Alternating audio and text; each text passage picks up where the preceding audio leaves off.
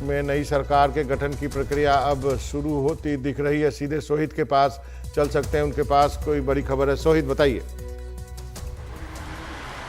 बाबा देखिए, अभी मेरे जो सूत्र हैं गोवा में, उन्होंने बताया कि आने वाले कुछ मिनट में एकनाथ शिंदे अकेले गोवा से मुंबई आएंगे।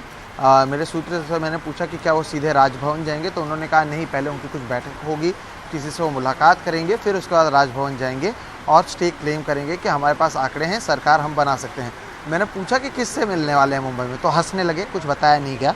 तो सूत्र भी हर एक चीज़ नहीं बता रहे हैं, लेकिन ये तय है बाबा कि एकनाथ शिंदे आज मुंबई आ रहे हैं, अकेले ही आ रहे हैं। अभी आपसे कुछ समय पहले जब मैं बात कर रहा था, तब भी मैंने कहा था कि आज या कल में वो आएंगे, और हो सकता है आज ही आएँ। और अभी फिक्स हो चुका है कि एक चार्टर प्लेन अब उनके लिए तैयार है, कुछ समय वो निकलेंगे।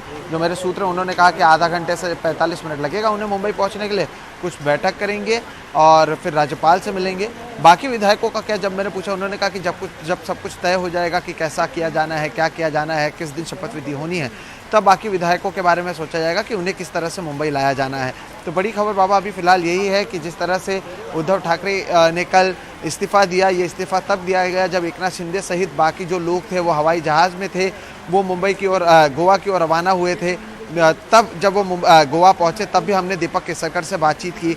उन्होंने कहा कि हमें खुशी नहीं है कि हमारे नेता ने रिजाइन किया। जी बाबा, ईमानदारी से यदि हम दोनों बात कर रहे हैं इस बात पे, तो वो एकनाथ शिंदे आ रहे हैं, बीजेपी की बैठक चल रही है, बीजेपी के नेताओं से मुलाकात करेंगे और तय करेंगे क्या क्या मंत्रालय मिल रहा है और वो उप मुख्यमंत्री बन रहे हैं या नहीं बन रहे हैं। बिल्कुल यही संभव एक चीज़ रह गई है बाबा, और यहाँ पर कोई और बचा नहीं है जिनसे वो बैठक कर सकते हैं।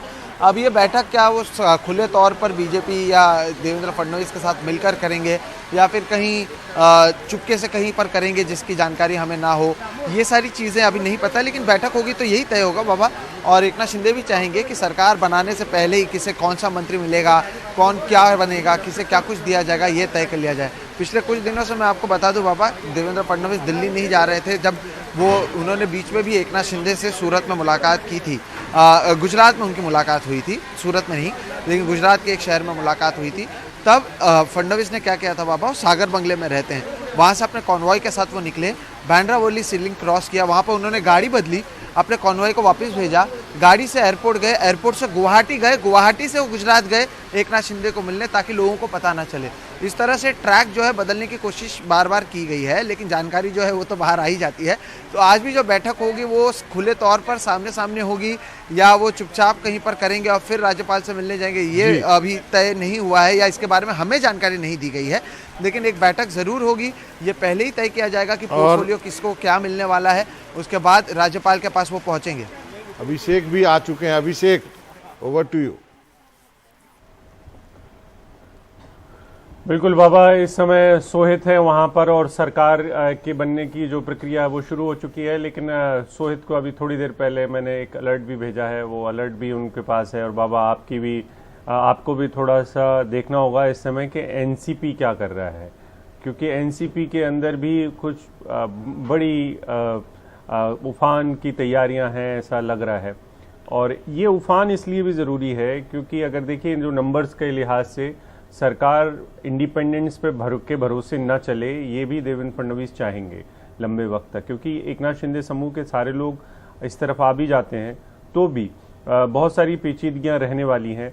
उन पेचीदगियों से बचने के लिए क्या एनसीपी के कुछ लोग बाहर आ जाएंगे, या कुछ लोग इस सदन की कैपेसिटी या उसकी संख्या बल ही कम हो जाएगा। बहुत सारे विकल्प हैं इस समय, और वो विकल्पों को लेकर बातचीत चल रही है बहुत सारे लोगों के बीच में। आप देखिए कि कोविड हो गया है अजित पवार को, और वो गायब हैं पूरे सीन से, वो बस नहीं दिखाई दिए हैं। चाहते तो वो बहुत सारी और तरीकों से शामिल हो सकते थे, लेकिन इस समय सोहित जो अभी बड़ी बात है वो ये कि क्या इस बात की कोई तैयारी हो रही है कि विधानसभा के सत्र को बुलाया जाए? उसकी तैयारी तो अब शायद खत्म हो चुकी है, अब कोई सत्र अभी तो नहीं आ रहा जब तक कि शपथ विधि नहीं हो जाती है। बिल्कुल, देखिए अभिषेक, अभी तो फिलहाल कोई सत्र नहीं बुलाया जा रहा है। विधान भवन जहाँ पर मैं मौजूद हूँ वहाँ पर आज जिस तरह से फ्लोर टेस्ट होना था उसकी तैयारी की गई थी, लेकिन कोई अभी तो फिलहाल ऐसी कोई शपथ सत्र है वो नहीं बुलाया जा रहा है। लेकिन हमेशा होता यह है कि जब कोई सत्र खत्म होता रहता है अभिषेक, तब अगला सत्र कब होगा और कहाँ होगा इसका ऐलान किया जाता है। तो जब पिछला सत्र हमारा मार्च में खत्म हुआ था तब ये ऐलान किया गया था कि 18 जुलाई से ये सत्र मुंबई में शुरू होगा, जो मानसून सत्र होगा। तो ये माना जा रहा है कि नई सरकार के स्थापना के बाद 18 तारीख को ही ये नया सत्र बुलाया जाएगा, और जहाँ पर मैं मौजूद हूँ विधान भवन में, वहीं पर इस सत्र को बुलाया जाएगा। अभी तो फिलहाल यही माना जा रहा है और इसके लिए तैयारियां की जाएंगी। मैं अभी एक बार हमारे जो सीनियर कैमरा पर्सन है राजेंद्र दयालकर, वो आपको बताएंगे भी। ये तस्वीरें हैं अभिषेक और बाबा जो तैयार की गई थी, यहाँ पर तैयारियां थी कि अगर फ्लो टेस्ट होता है तो बारिश किस तरह से ना हो और बाकी सारी चीज़ें किस तरह से हो, उसकी तैयारियां की थी। अंदर से आप देखेंगे कि राहुल नार्वेकर बाहर आते हुए नजर आ रहे हैं, बीजेपी के विधायक हैं। राहुल जी, आप अंदर गए थे, बीजेपी की बैठक चल रही है, उसी समय आप अंदर पहुंचे थे, क्या कुछ हो रहा है इसके बारे में अगर बताएं, लाइव चल रहा है।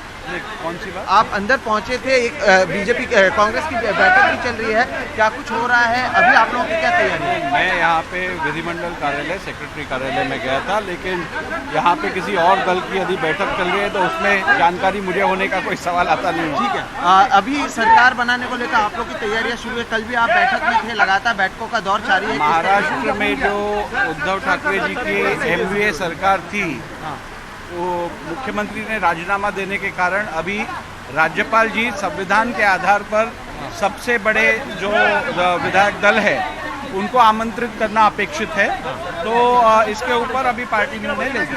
मुख्यमंत्री बीजेपी के होंगे, शिवसेना से होंगे, क्या इससे लेकर कोई चर्चा हुई है? आप लोगों के क्या अपेक्षाएं हैं अभी तक? निश्चित रूप से यहाँ पे एक बहुत ही अच्छी और लोगों को जो अपेक्षित थी वैसी भारतीय जनता पार्टी शिवसेना की सरकार बनने जा रही है।